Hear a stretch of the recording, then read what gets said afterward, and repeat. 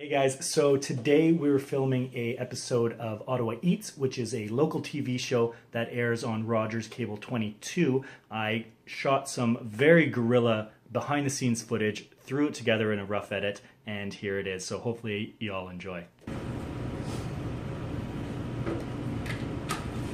This is the third show that we will have octopus. Oh really? Yeah. It is octopus. Is that a trend now? No. Oh. That's why it's so unusual. Oh. We're just putting on this on the menu next week. We haven't had it for 6 months. Oh, really?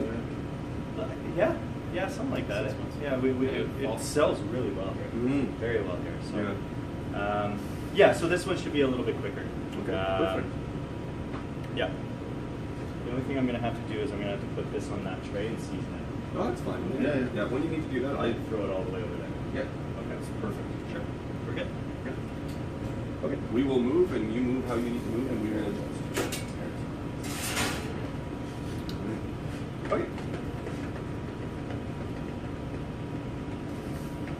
All right, roll. Yeah. Ready? Yep. 3. 2. Welcome back to Ottawa Eats. So for dish number 2, we thought we'd do something very cool. I love this, that people are starting to use this in a restaurant with octopus. It's a great ingredient, and you know what? It sells very well at this restaurant, so I'm extremely happy to have it on there. Yeah, it's something that a lot of people are afraid of for various reasons. They've never actually seen one in real life. Who knows? They've never, they have no idea what it actually tastes like. If you've never had it before, can you give it a comparison as well? That's going to be hard. It's almost uncomparable to anything else that you've had in the sea. I mean, some people might want to compare it to calamari. I think it's its own entity. It's got its own texture, its own flavor. Very approachable, though. Some people might be scared just by the looks of it. Right. But taste-wise, I think it's great. A true test of whether or not you should try octopus, give it to a child, and they would think it's probably pretty cool. Actually think, wow, this is awesome. Look at all the suction comes on. That's pretty cool. Okay, so this is a grilled octopus dish? Yes, it is. Okay. So what we're going to do, we're going to start off by grilling the octopus. So I'm just going to come over here and quickly season this. A little bit of salt. Give it a little flip there. A little bit more salt. A little bit more pepper. And then onto a hot plate. So that's going to kind of hang out. And in the meantime, we get to make a little bit of soft polenta.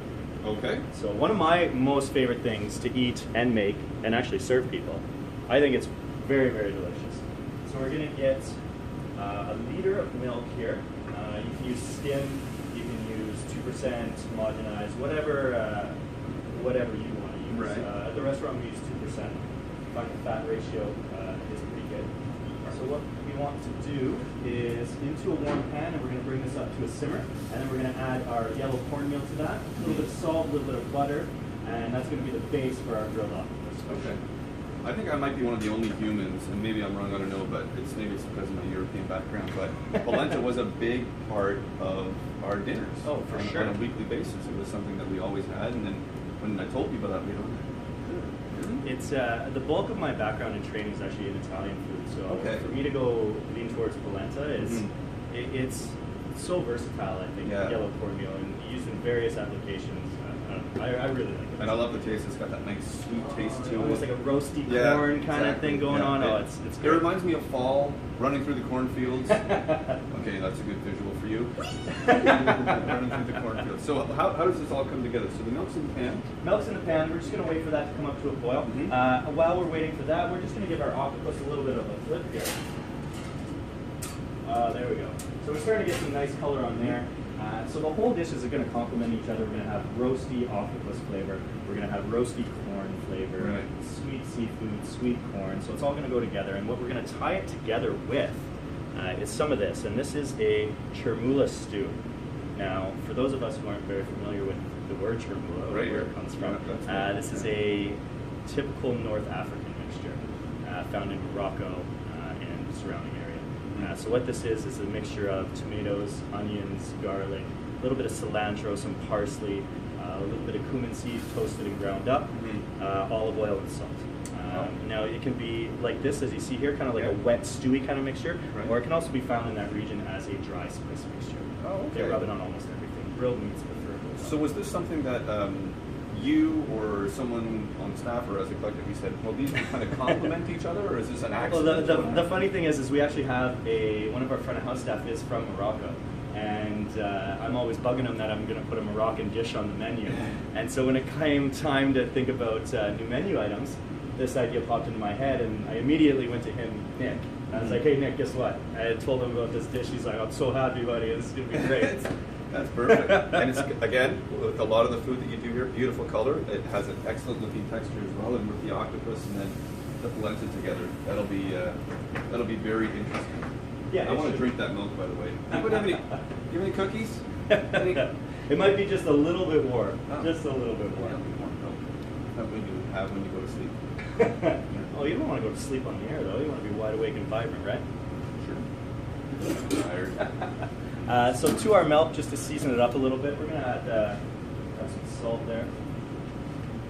Just a little bit of pepper. Alrighty, so our milk has come to a boil, and to this liter of milk, I'm going to add 125 milliliters of yellow cornmeal. And we're going to whisk that in, and kind of the trick here is to make sure you're whisking thoroughly, because you don't want lumpy. Nobody likes lumpy polenta. So I'm going to continue to whisk that, and this is going to tighten up for me, or at least I hope it's going to tighten up for me, because we're going to be left with milky porridge here. So continuing to whisk. And also, if you're not whisking, it's probably going to boil over as well. Yeah, I mean, we are one of the two. I mean, we are dealing with dairy, so the likelihood of it boiling over is quite high. But there we go. So it's going to start to kind of do its little thing here. And in the meantime, we're going to take this octopus.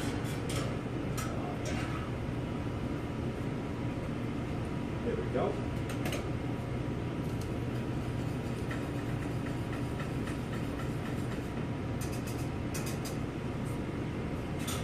So I'm just going to let this kind of bubble away and do its thing for a couple minutes.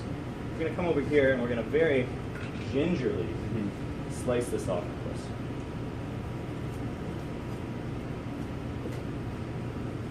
I think people would be surprised to find out that octopus is white. The meat is white. It is a white meat, and in saying that, the only reason that the outside of this octopus is kind of this purpley tinge is because we have a top secret marinade that goes onto the octopus for 24 hours after we braise it. Is it jam? It is Is it not. beets? It's Grape juice.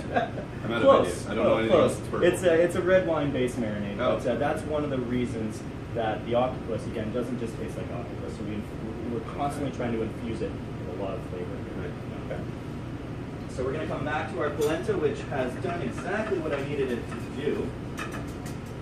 We're going to turn that off. So we have this lovely roasted sweet corn polenta here. And we're going to get that down in the bottom of the bowl. By the way, we're going to start a Kickstarter campaign to maybe get smell-o-vision as an actual thing. Because I keep telling people you have to be able to smell these things, but just seeing it, and seeing the steam come off of the aroma is amazing. It is amazing. So I'm going to get you to kind of help me out here a little bit Okay. again. We have a herb salad mixture. So in there you're going to find a little bit of baby kale, some locally greenhouse greens, and just a little bit of whole leaf parsley. You want to go ahead and dump that into the bowl. We got a little bit of smoked olive oil, a little bit of lemon juice. You can season to your discretion. Okay. Hey, Ian, camera guy, how do you like your salad? Really soggy? Like it really soggy? Okay. I'll give you a really soggy. So this is the olive oil here? That is the olive oil. All right. You have salt right in front of you there. Okay. So on top of the polenta, what we've done is put a little bit of that chermoula stew. And then to that, we're going to add our pieces of octopus. Now, I love this tentacle end piece. It looks like something out of, I don't know, a comic book or a cartoon. We're going to artfully arrange our little pieces of octopus just kind of all over the place. There we are. And you have a salad for us. Yeah, I think so. Oh, that looks great. Again, there's a job here whenever you need it. We're just going to top this with our little salad mixture. And there we are. That's our grilled octopus with soft polenta and chermoula stew. Beautiful. All right, and for people that are afraid of polenta or octopus, Don't need not be afraid. Need not be afraid. Restaurant 18, Ottawa Eats. Beautiful. I think that burner came back on. Oh yeah, it's just doing its thing. Yeah, it's fine. If you know it's a burn it. It's really roasted now. Yeah. Yeah, octopus is something that I was always really hesitant to try, and I remember I was in Paris. This is years ago now, with a girlfriend at the time, and she ordered a pizza, and it had a whole octopus on the pizza, Oh really? and its legs stretched out to the edge of the dough. That's crazy. Yeah, so obviously, like they tell you, like, try not to eat this part. 'Cause Yeah. that's like the head Poison. and the face. So they cut it for you and everything, but it was. I tried it. It was actually really, really good. Yeah, and that's sort of where I got over my fear. It is. It's great. Yeah. It's not super like fishy. No. It's got great texture. It Yeah. eats like meat. Yeah. You know what I mean? It's Yeah. not. It's not like soft like fish or anything. Yeah, the texture is almost sort of like a mix between chicken and lobster, maybe. Like It does have that kind of density like yeah. lobster has Yeah. for sure. Not the taste at all, but No, yeah. it's